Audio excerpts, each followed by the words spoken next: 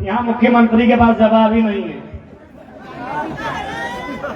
हम लोग बोले राजा साहब 3 को केस कर दिया।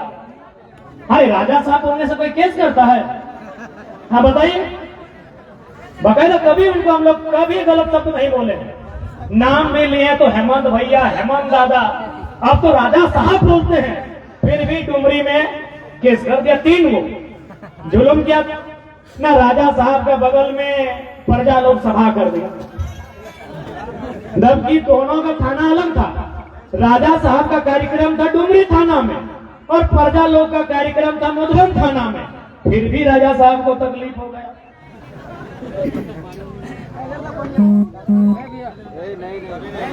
नहीं, सही बात है, हम लोग केस मुकदमे से नहीं डरते हैं। और बकायदा जब नौजवान का जिक्र आता है ना, तो नौजवान का संबंध लाल रंग से होता है। ये लाल क्रांति है, नौजवान का संबंध लाल रंग से होता है। लाल रंग को भी आप 2 हिस्सों में बांट सकते हैं। यदि क्रांति के मतवाले हैं, यदि क्रांति के मतवाले हैं, यदि इनकलाब वाले हैं, तो लहू का रंग लाल होगा। यदि क्रांति के मतवाले हैं, इनकलाब वाले हैं, तो उनके बदन में जो लहू है उसका रंग लाल होगा। और इनकलाब नहीं, अगर आशिक भी हैं, तो उनकी मासूका की चूड़ी का रंग लाल।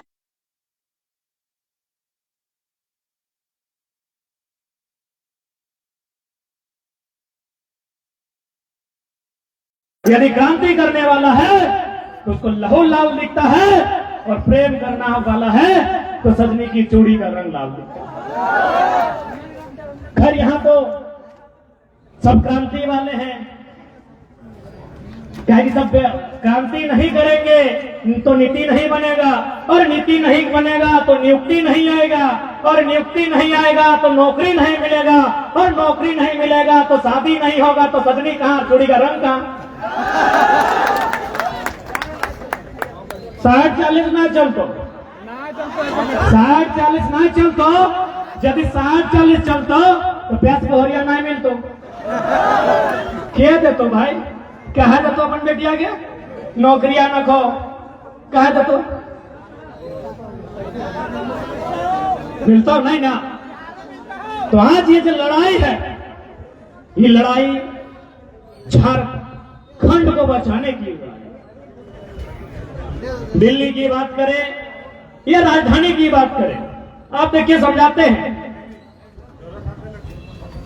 अभी हाल फिलहाल 3600 मास्टर का बहाली निकला, तो आप लोग बकायदा सुने होंगे। सुने नहीं, यहाँ हमको लगता है 50% ऐसे नौजवान हैं जिनको उत्कंठा भी है कि हम शिक्षक बने और सेवा करें।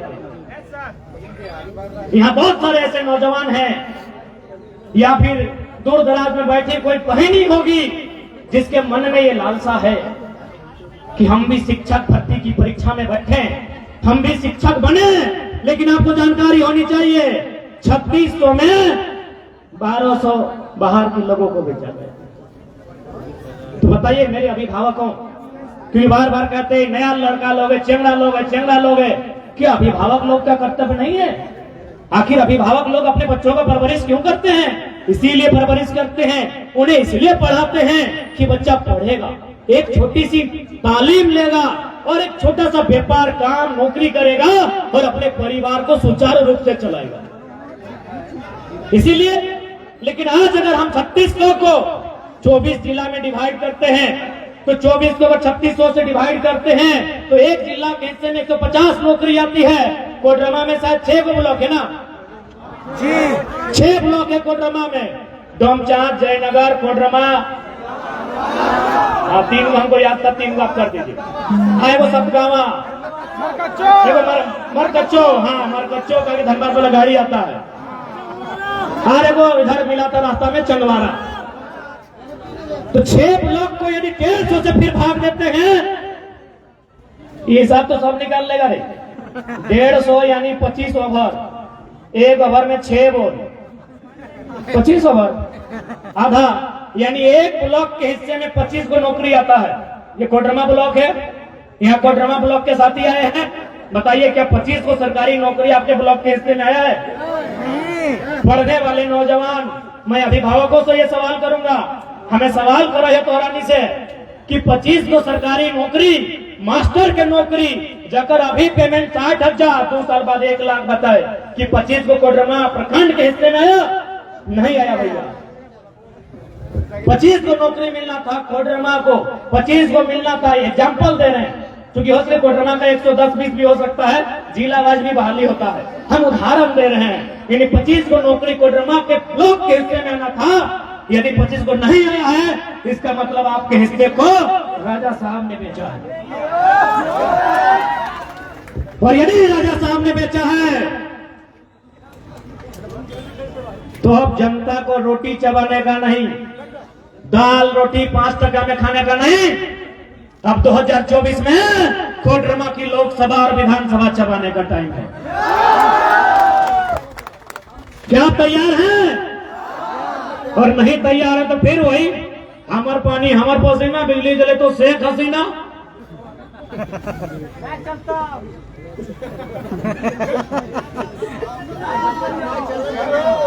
नहीं तो नया चलता कि हमार माटी हमार ढिबरा, और दुकान चले तो गुजरात के ढेबरा चलाए रहा लो। चूंकि संसद में बकायदा इस बात को रखा नहीं जाता। आज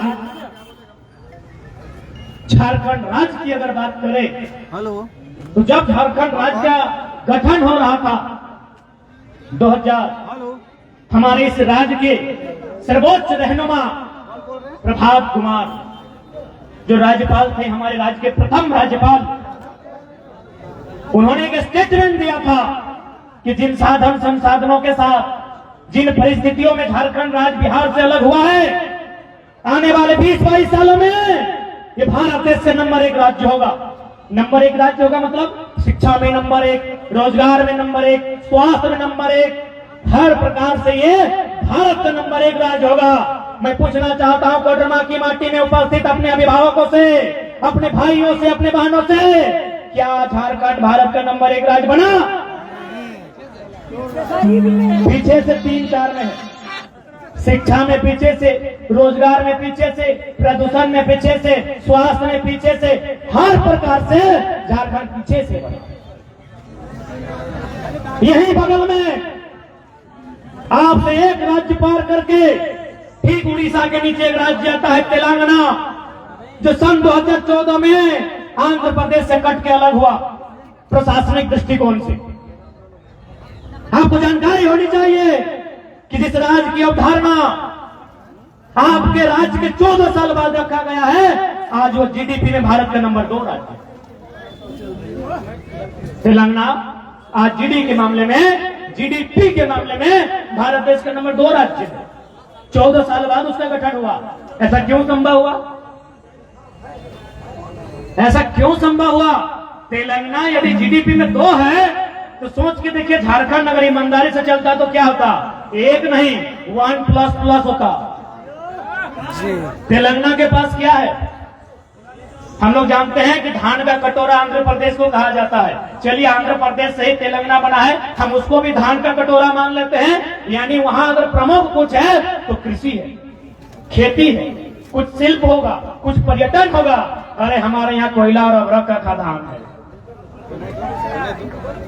जिस राज्य में प्रमुख इनकम का स्रोत, जिसको हम लोग धान का कटोरा, चावल का कटोरा कहते हैं, आंध्र प्रदेश के टुकड़ा तेलंगाना जीडीपी में 2 पर है, तो 40% खनिज देने वाला झारखंड कहां होना चाहिए? 1 में होना चाहिए था, 1+ में होना चाहिए था, लेकिन क्यों नहीं हुआ? शासन प्रशासन में बैठे लोग। जो पैसा हमारी अर्थव्यवस्था में, शिक्षा में खर्च होना चाहिए था, हमारे स्वास्थ्य में, हमारे रोजगार में, वो पैसा मैडम पूजा सिंघल खर्चा कर ली। वो पैसा आईएएस का छवि खराब करते हुए छवि रंजन ने जुगाड़ में लगा दिया। वो पैसा एक मामूली इंजीनियर का बेटा 35 का कुर्ता में खत्म कर दिया। टी-शर्ट ही बनता है। एक मामूली इंजीनियर, उसका बेटा 35,000 का टी-शर्ट और कुर्ता में उस राज के सपनों को नेस्ना नाबूद कर देता। ये तो हो गए ब्यूरोक्रेट के लोग, प्रशासन के लोग। शासन वाले कौन सा हाथ सुथरल है? शासन में हैं फिलहाल माननीय मुख्यमंत्री श्री 108 श्री हेमंत सोरेन जी।